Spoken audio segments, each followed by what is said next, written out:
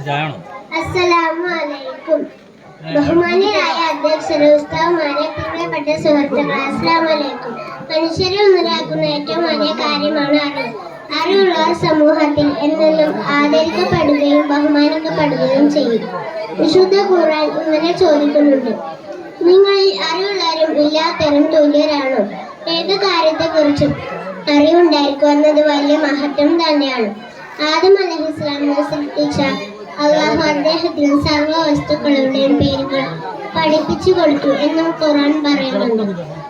ഇസ്ലാമിന്റെ പ്രബോധനവുമായി വന്ന എല്ലാ പ്രവാചകന്മാരും നല്ല അറിവുള്ളവരായിരുന്നു.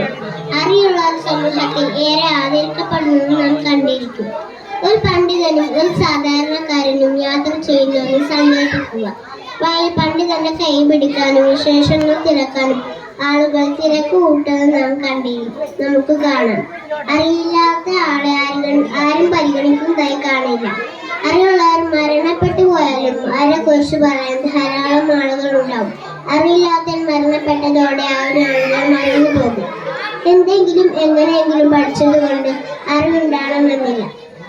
അതിന് ചില മര്യാദകളൊക്കെ പാലിക്കണം.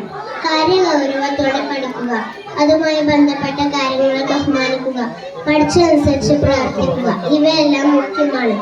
അത്തരത്തിലുള്ള അറിവിന് സ്ഥാനം ലഭിക്കും. ഞാനൊരു കാര്യം ഉണർത്തി നിർത്തുകയാണ്. നാം ഒക്കെ കുട്ടികളാണ്. പഠിച്ചു വളരേണ്ട കാലമാണിപ്പോൾ. അവസരങ്ങൾ ധാരാളം ഉണ്ടായിട്ടും നാം ഇതൊന്നും ഉപയോഗപ്പെടുത്തുന്നില്ല. ആർക്കോ വേണ്ടി പഠിക്കുകയാണ് പലരും.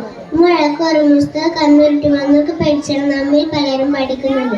ഇതുകൊണ്ട് നമുക്കൊരിക്കലും പുരോഗതി ഉണ്ടാവില്ല. മാത്രമല്ല, നമ്മെ ആദരിക്കപ്പെടുകയുമില്ല. ആദ്യമായി നാം അറിവിന്റെ മഹത്വം ഉൾക്കൊള്ളണമെന്നും നല്ല അറിവുള്ളവരായി തീരണമെന്നും അഭ്യർത്ഥിച്ചെന്റെ പ്രസംഗം നിർത്തുന്നു.